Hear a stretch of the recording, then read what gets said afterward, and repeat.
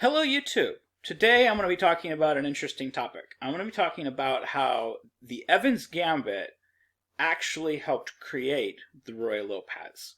And we're going to dive in to understanding modern opening chess theory.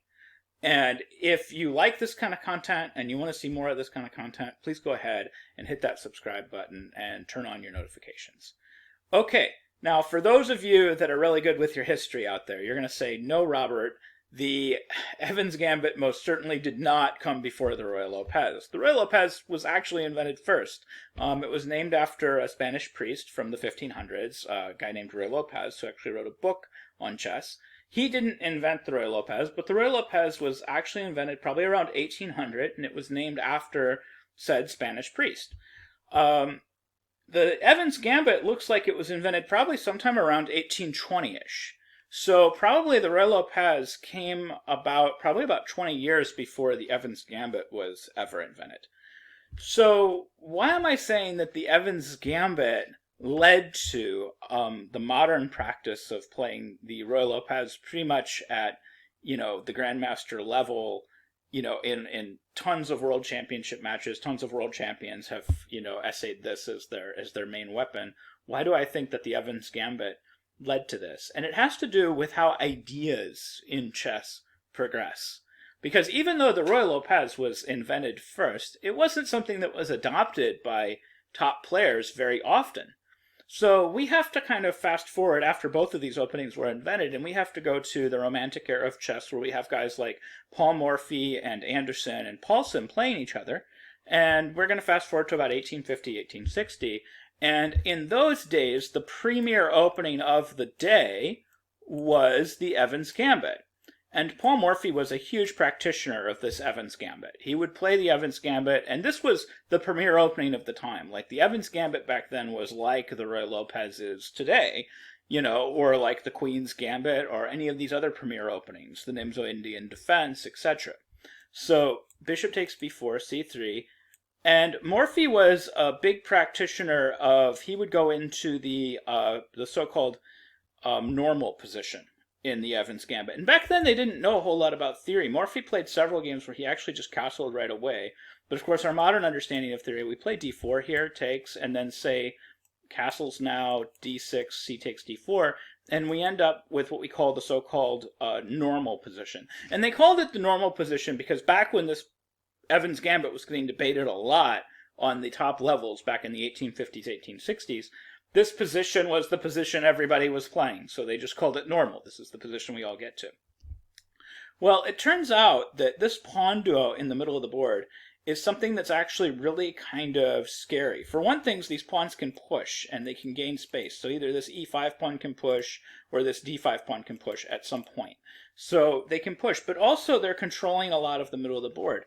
And Morphy really showed how dangerous these pawn duos in the middle of the board really were. Morphy was a big fan of the move knight c3 here. And a lot of his opponents, not understanding what was going on, would try to play knight f6 kind of with the idea of castling really quickly before things got scary. But things were already scary. And Morphy would usually strike at the middle right away with e5. And because of this immediate action, they never got a chance to castle. After d takes e5, they would play bishop a3 and get cut off. And people were getting just killed in this opening. They were getting destroyed by blistering attacks against the king, and the king never got out of the middle of the board. This led to people really understanding kind of how powerful that pawn duo in the center of the board really was. But there were other players back in that day that were preferring slightly different moves to Morphy's knight c3. For one thing, a move that got played quite often against the move knight c3 was the move bishop to g4 to create this pin against the knight. And as it turns out, white probably doesn't have much better than to just kind of return the favor and pin black's knight, because there is a lot of pressure being put on this d4 pawn. So white kind of has to go here, and then typically black would take, and then white actually has to take back with the pawn, because if he takes back with the queen, he's losing this pawn on d4, and then this king would sidestep to f8, and white's actually doing pretty good here. White has an okay position. And of course, I'm sure Morphy was willing to play this with the king sitting on f8, even though he had some doubled pawns, he was probably okay with this. But there were players that weren't okay with this. They weren't okay with messing up their pawn structure and being down a pawn at the same time. So they said, this pawn duo in the middle of the board is pretty nice. Why can't we just play like a really simple move, like h3, to prevent bishop g4? And we still have our great pawn duo in the middle of the board. We still have this possibility of advancing with e5, d5, etc. And then we're just going to follow up with moves like knight c3. And that's really kind of what got people going later on. It started clicking to them. They're like, these positions are pretty good. We're doing pretty good in these positions. And then top players that followed these games, that studied these games and tried to understand these games, they started asking, how can we get this pawn duo without sacrificing a pawn? Because this pawn duo is really nice. This should definitely be the thing that we're playing for in chess. And that got them looking a lot closer at another opening, which is now probably one of the most popular openings in history on the Grandmaster level, the Ruy Lopez. Because one of the things about the Ruy Lopez is, unlike other openings, because of the indirect pressure that the Ruy Lopez puts on the center of the board, it lends itself really nicely to playing c3 and d4 without having to eventually take this knight and put it in the way.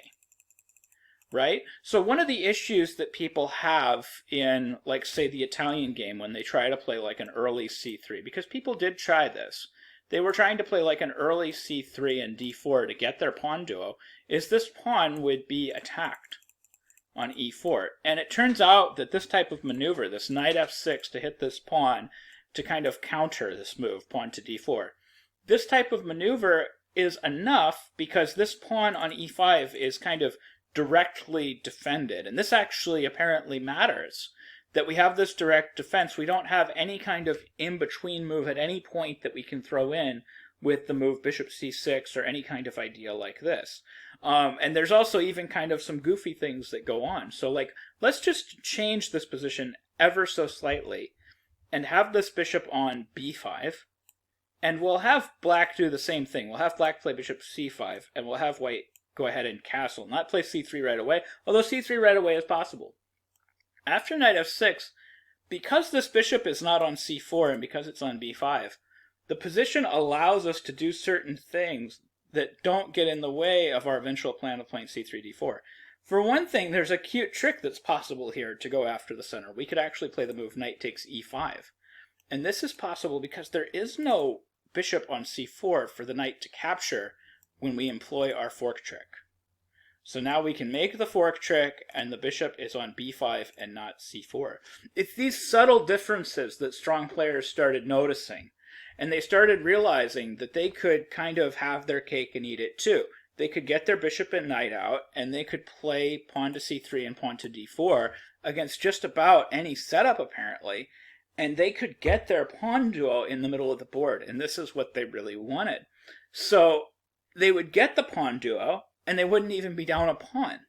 And so that's what started leading to a lot of the modern main lines of the Ruy Lopez that we see today. And this happens a lot in chess. Sometimes somebody will play an idea in one opening, and that will lead to a discovery in a completely different opening when people realize we can take this same idea and we can kind of transplant it to this other position that's similar enough, that has some slightly different characteristics or slightly different properties. It opens up our eyes to the strategic concepts, the strategic ideas, the different ways that we can maybe play chess. A lot of people don't realize this, but there's an opening called the Benko Gambit. It goes d4, knight f6, c4, c5, d5, b5, takes, and then here. And of course the idea is eventually black puts pressure on this pawn island, and he has compensation for the pawn because of that. The game that gave, Benko the idea, the so-called first Benko Gambit, really, was a game that Capablanca played. And it didn't follow those moves at all. It wasn't anywhere near that game. The game went like e4, e5, knight f3, knight c6. And then, actually, it wasn't even knight c6. Actually, it was a Ruy Lopez. It was a Steinitz variation of the Ruy. It went d6. It went d4, and then bishop d7. And then it went takes, takes, knight c3, knight f6, queen here, takes, takes, and then g6 was played.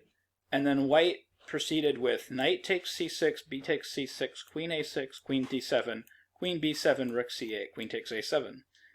And he ended up with the same pawn structure, or a very similar type of pawn structure that you would see in a type of Banco gambit, where black eventually shifted his rooks over to the A and B files to target white's queenside. And this is what Capablanca did against Aaron Nimzovich in a very famous game. Capablanca had the black pieces, Aaron Nimzovich had white, and Capablanca won a very famous game with black.